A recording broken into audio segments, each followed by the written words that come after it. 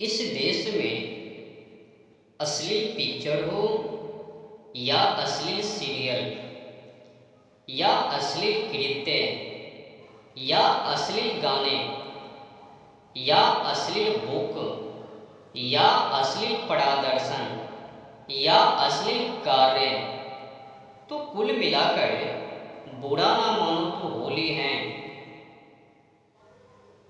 भारत में इन चीज़ों के लिए, इन चीज़ों पर रोक है, इनकार है, खुली छूट नहीं है, आज्ञा नहीं है, साफ मना है।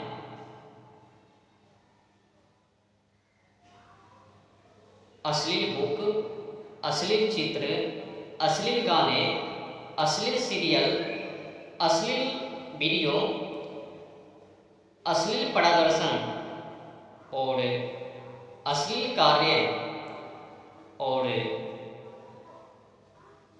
देह व्यापार आदि धंधे, इन चीज़ों पर रोक है, मना है, तो पर भी पैसा का कमाल, रिश्वत दो, घूस दो और नुक्के छुपे करो, जनता को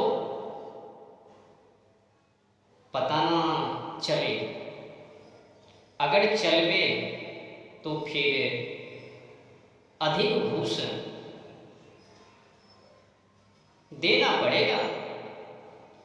तो नुका छुपा के तुम लोग काम करो और 2-4 दिनों के बाद रिश्वत घूस देते रहो। तो कुल मिलाकर बुरा ना मानो तो होली है। आज की समय में भारत में जो कानून व्यवस्था है, न्याय व्यवस्था, ये अपराध के आधार पर नहीं, गरीबों के आधार पर नहीं, ये तो सीधे व्यवहार से, गलत न्याय व्यवस्था से पता चलता है। ये तो एक तरफा न्याय व्यवस्था है, अमीरों के हित में है और बड़े बड़े अपराधी के हित में है। न्याय अपराध के आधार पर, ये ना कि पैसे के आधार पर। मैंने एक वीडियो देखा, किसी ने शेयर किया, किसी क्षेत्र का हो गए, तो उस वीडियो में मैंने देखा एक पति अपनी पत्नी को बीच चौराहों पर, सड़कों पर 2-4 गोलियां दाग देती है और पत्नी को दुनिया से अलविदा। जब मैंने बिना गलती को समझे तो मेरे को भी दुख हुआ, क्यों मार दिया गोली बीच चौराहों पर। तो मैंने सोचा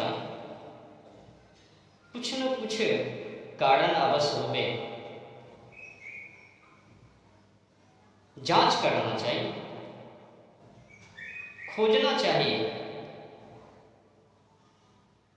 तो मैंने ढूंढा तो पाया वो जो पत्नी थी गैर मर्दों से फंसी थी और 6 महीनों से वो गायब थी। 6 महीनों के बाद फिर आती है और उल्टे क्या करती है, झूठ मूठ का केस अपने पति पर करवाने की कोशिश। जब पति को पता चलता है तो निर्णय लेता है कि क्यों ना इनको रास्ते में ही दुनिया से अलविदा कर दिया जाए, तो गोली ठोक देता है। तो समस्या ये है, ऐसे तो मारना गलत है, पर क्या किया जाए जब न्यायमूर्ति उन्हीं के पक्ष में, अगर महिला गलती कर दे तो सुरक्षित जेल तक अगर वहीं पर पुरुष गलती कर दे तो जानवरों की तरह व्यवहार करते हुए, जानवरों की तरह क्रूरता व्यवहार करते हुए जेल तक, एक तड़का व्यवहार है ना। साफ साफ पता चलता है ना कि पुरुषों के हित में ये कानून नहीं है। अब मैं ऐसा भी नहीं कहता हूँ कि महिलाओं के हित में कानून नहीं होनी चाहिए, पर अधिकार बराबर हो। जितने की अधिक धारा महिला के हित में, अगर उतने ही धारा पुरुषों के हित में, तो माना जाता कि कानून एक समान है, एक कृपा पात्र में है। पर महिला व्यवहार करवे तो उनको सुरक्षित ले जावे, गलती करने पर सही से ले जावे जेल तक, मुंह को झांक कर।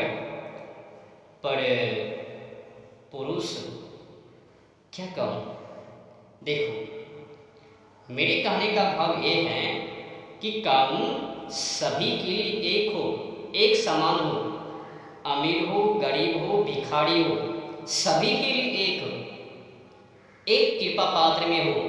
पर ऐसा नहीं है। आपको भी पता है ना, कई कैदी नारा लगाते हैं, आज जेल है, कल बेल है, परसों बड़ी खेल है। आपने भी सुना होगा। क्यों खेल है, क्यों जेल है, क्यों बेल है, क्यों खेल है? उनको पता है, पैसा है तो न्याय है, पैसा नहीं है तो ना के बराबर न्याय। तो उनको तो पता है मेरे पास पैसा है, अथाह पैसा है, पैसा दे दूंगा, पर भी करवा दूंगा और जेल से बाहर। समस्या ये है ना, देखो भाई, न्याय व्यवस्था पैसों के आधार पर नहीं, अपराधों के आधार पर होनी चाहिए। ये भी गलत है कि न्यायमूर्ति पैसे के आधार पर न्याय करता है, ये ना कि अपराधों के आधार पर। ये भी गलती है। और दूसरी गलती, महिलाओं के हित में तो कानून, पर पुरुषों के हित में नाम मात्र का कानून, ये भी गलती है। दोनों के लिए समान हो, मैं ऐसा चाहता हूँ। ऐसा नहीं है कि महिला पुरुषों पर क्रूरता व्यवहार नहीं करती है, वो भी करती है और पुरुष भी करता है। तो दोनों के लिए बराबर कानून बनाओ ना, तभी तो महिला भी डरवे पुरुषों से और पुरुष भी डरवे महिलाओं से। तो महिलाओं के ऊपर क्रूरता व्यवहार ना हो, उसके के लिए भी कानून हो, ठीक है। और मैं तो यही कहूँगा कि क्रूरता व्यवहार को रोकने के लिए महिला और पुरुष दोनों के लिए एक समान, एक कृपा पात्र में कानून हो। जिस तरह से आज कानून है महिलाओं के लिए, तो अनेकों अनेक 30-40 के आसपास में वो धारा है भारतीय न्याय संहिता में। मैंने जितना पढ़ा उतना मैं आप लोगों को बता रहा हूँ। पर पुरुषों के हित में कहीं कहीं दिखा गड़बड़ है भाई। महिलाओं को मान चढ़ा के उसका के क्या करने के लिए चाहते हैं भाई? महिला भी क्रूरता व्यवहार करती है पुरुषों पर, और पुरुष भी महिलाओं पर। दोनों तो एक ही जैसा है भाई। कृत करने पड़े तो दोनों के लिए एक समान कानून क्यों नहीं भाई? क्या केवल पुरुष ही रेप करता है, महिला नहीं करती है? बिना समझौते के रेप? अरे जो अपराधी है उनको दंड दो ना। अगर पुरुष में गलती है तो पुरुष को दंड दो, अगर महिला में गलती है तो महिला को दंड दो। जिस तरह से पुरुष के साथ पुलिस प्रशासन क्रूरता व्यवहार है, उसी तरह से उनके साथ करो ना। महिला पुलिस को भेजो और वो जो महिला अपराधी है उनके साथ भी पुरुष की ही तरह क्रूरता व्यवहार। मैंने जो वीडियो देखा जिसने अपनी पत्नी को गोली मार दिया बिना वजह को जाने, पुलिस उस पति के साथ दुर्व्यवहार, क्रूरता व्यवहार। पहले पूछ लो क्यों मारा, किस लिए मारा, क्या वजह थी। बिना पूछे बिना समझे घूस के माध्यम से दे दनादन दे दनादन, ये अन्याय है। और जो मैं चाहता हूँ कि कानून को सुरक्षित और सम्मान के साथ देखो, अगर कानून एक तरफा डाले, पक्षपाती कर दे तो गलत है। कानून सभी के लिए एक समान हो, राजा हो, महाराजा हो, अमीर हो, गरीब हो, भिखारी हो, सभी के लिए एक समान।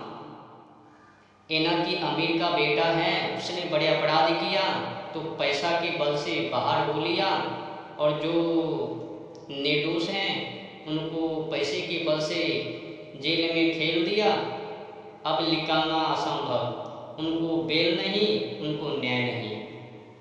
ऐसा भी होता है ना, ये सच्चाई है, किसी से छुपा नहीं है। कुछ थाने से भी रिपोर्ट सामने, केस को दर्ज करवाने के लिए थाना पहुंचा तो पुलिस महोदय ने, जिसने लिखवाने के लिए थाना तक पहुंचा, उनके ही साथ दुर्व्यवहार, क्रूरता व्यवहार, ये भी होता है भाई। तो ये भी समस्या है, समझ रहे हो ना। देखो, जैसे कि मैंने पिछले व्यवस्था में बोला, कहा कि आज जेल है, कल बेल है, परसों वही खेल है, ये भी गलत है। मान लो जिसने बड़े अपराध किया है, रेप करके गैर तरीकाओं से जवा किया है, तो उस बड़े अपराधी को बेल देना गलत बात है ना। अगर बेल पर बेल देवे तो क्या अपराधी में कमी देखने को मिलवे? अरे फैक्ट्री लगाओ ना, कंपनी खड़ा करो ना जेल के अंदर, उनसे खटवाओ जेल के अंदर, पैसा वसूलो। 10 वर्ष, 7 वर्ष, 20 वर्ष, 15 वर्ष, 14 वर्ष जो नियम है रखो जेल के अंदर। क्यों बेल दे रहे हो? पैसा कमाने के लिए। इसी के कारण अपराधी में गिरावटी नहीं है, अपराधी की जनसंख्या बढ़ती जा रही है, घटने का नाम ही नहीं। पैसे पर बिक रहे हैं। और तो सुनो, जब इस देश में कानून है कि किसी भी स्थलों पर अश्लील कार्य करना या फिर अश्लील गाने का प्रदर्शन करना, तो अगर एक कृत्य करता है किसी भी स्थलों पर, तो जिसकी अवधि 3 माह तक होगी और साथ में 1000 पैसा वो भी दंड लिया जाएगा, या फिर दोनों एक साथ। तो बताओ, क्या बिहार में अश्लील गाने, अश्लील कार्य, या फिर भारत का ही ले लिया जाए, पूरे भारत में क्या वेश्यावृत्ति, शरीर व्यापार आदि धंधे,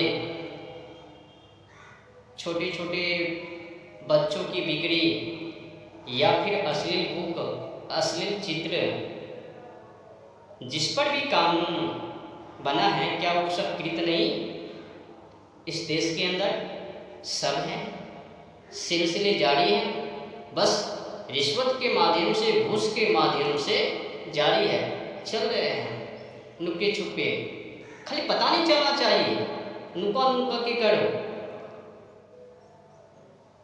बाढ़ आ गई है वैश्यवृत्ति की। कभी कभी तो कहता है कि 18 वर्ष के ऊपर जो है उनको खुली छूट है। जब अधिक व्यापार आदि धंधे तो फिर छापा मारने के लिए वहाँ पर पहुँच जाती है, छूट भी और पकड़ भी दोनों। फिर न्यायमूर्ति की तरफ से आवाज कि लेवल में रहना, मैंने खुली छूट दे दिया। संविधान की तरफ से लेवल में जो भी व्यक्ति रहते उनको खुली छूट। तो लेवल में जो पुकुड़ा काम कृत तो फिर उनको पकड़ पकड़ कर जेल में। पहले उसमें जो पता है इनको भी लेवल में कितने दिनों तक एक ना एक दिन बड़े अपराध है कर ही जावे, कर ही देवे, और जो ही करवे जेल। पता है ना, लेवल में रहने वाले व्यक्ति ही बड़े बड़े अपराध, रेप, जवाहर, कभी 56 तो कभी 36, कभी 35, कभी 72, कभी पत्थर से, कभी चाल, अनेकों अनेक तरीकाओं से वो क्रूरता व्यवहार। तो छूट भी देता है और पकड़ता भी है। पर ये जनता जनार्दन है ना, ये समझने के लिए नहीं, बस अज्ञानता पूर्वक व्यवहार। इन लोगों को लगता है कि संविधान ने हमें खुली छूट दी है, जाके करो, छोड़ो। तो मैं Indian penal code IPC, Indian penal code यानी भारतीय दंड संहिता 1860, उस समय में तो शायद 511 धारा थी, और उसी का नाम बदलकर इंडियन पिनल कोड आईपीसी यानी भारतीय दंड संहिता, उसी का नाम बदलकर आज बीएनएस यानी भारतीय न्याय संहिता। इस समय तो शायद 358 धारा है। तो इसमें जो खासियत हैं ठीक ठाक हैं, पर खैर है, जब अनेकों अनेक मामले पर रोक टोक है तो ये न्यायमूर्ति और पुलिस प्रशासन किधर है, किस दिशा की ओर है। कभी कतर को हमें ऐसा लगता है कि ये पुलिस और न्यायमूर्ति मलाई वाले भैया की दुकान पर जाकर मलाई, बड़े अपराधी इधर अपराध कर रहे हैं और ये लोग पैसा के लिए कुछ भी संविधान के खिलाफ खुद ही। देखो बीएनएस यानी भारतीय न्याय संहिता की धारा 296, इसमें साफ साफ लिखा है किसी भी स्थलों पर अश्लील कार्य करना या फिर गाने का प्रदर्शन, गाने गाना, तो जिसकी अवधि है 3 मास तक की और साथ में 1000 रुपया जुर्माना, या फिर दोनों एक साथ। तो क्या बिहार में या फिर पूरे भारत में बंद है? वैश्यवृत्ति पर भी कानून है, अश्लील बुक पर भी कानून है, बच्चों की बिक्री उस पर भी कानून है। किसी भी जगहों पर अगर 10 वर्षों से कम आयु की बच्चों को छोड़ देता है उस पर भी कानून है। तो क्या एक्शन है? ठोस कार्रवाई। और तो सुनो, अभी अभी मैंने एक वीडियो को देखा, तो वो जो वीडियो है सावरिया सेठ, वहाँ के जो मालिक, उसने खुद ही कृत करवाया मंदिर में आस्था के नाम पर। शर्म की बात है, धार्मिक स्थलों पर भी अश्लील डांस करवाते हैं लोग। कुछ हिंदू का कार्यकर्ता स्टेज पर चढ़ता है, उनको बताता है ये धार्मिक स्थल है, तो आस्थाओं के साथ खिलवाड़ करना गलत बात है। हिंदू धर्मों में और स्वदेशी संस्कृति के अनुसार आज्ञा नहीं है अश्लील कपड़े, छोटे छोटे कपड़े पहनकर डांस करना। एक काम करो, बंद करो। और हाँ, जब तक ये डांस तुम बंद नहीं करती तो मैं यहाँ से नहीं डोलूँगा, नहीं जाऊँगा, नहीं उतरूँगा।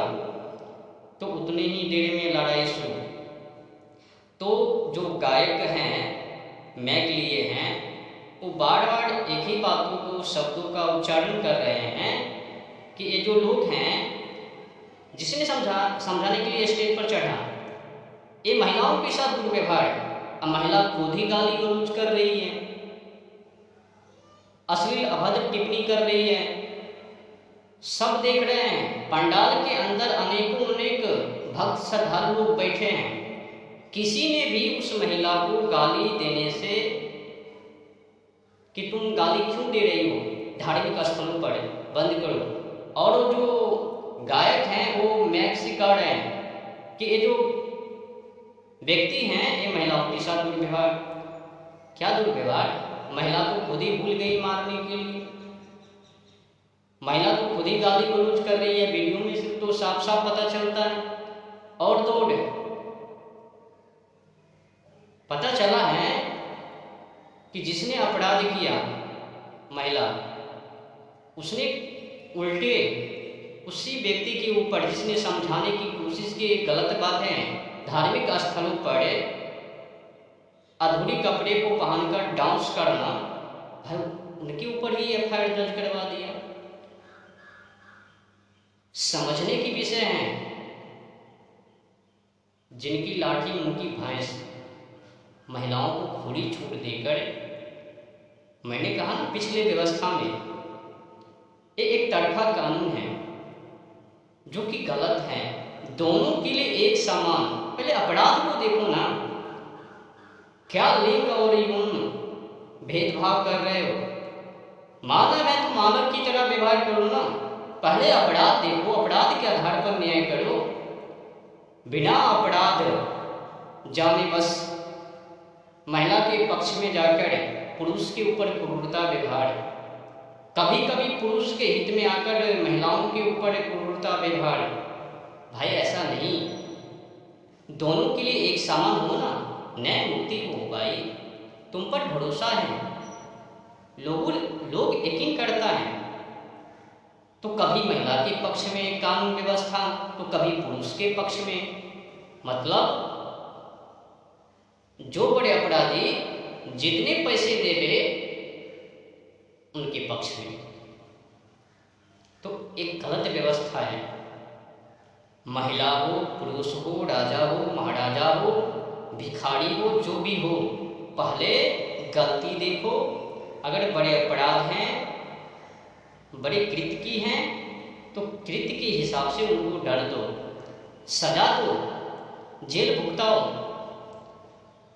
लिंग यौन देख देख कर मतलब ये महिला है इनको इज्जत दो, पुरुष है उनको इज्जत मत दो, वो पैसे वाले हैं उनको इज्जत दो, ये पैसे वाले नहीं है इनको इज्जत मत दो। ये क्या है? समझ में नहीं आता। या तो लिंग और यौन देख रहे हैं, ये महिला है तो पक्षपाती करो, पुरुष है तो मत करो पक्षपाती। पक्षपाती निष्पाती से बाहर निकलो। गलतियां देखो ना, गलतियां किनमें गलतियां हैं। सबसे पहले किसने अपराध किया? तो अपराध के अनुसार, अपराध के आधार पर करो न्याय। भेदभाव मत करो। ये महिला है तो ये टूकना और वो पुरुष है तो छुन्ना। धन्यवाद। मेरा मूल मकसद गुलामी मुक्त भारत, सभी के लिए एक समान कानून हो। राजा महाराजा भिखारी समझ रहे हो ना, बिना पक्षपाती निष्पाती किए न्याय को रक्षा करते हुए, कानून को रक्षा करते हुए न्याय और सभी के लिए एक समान न्याय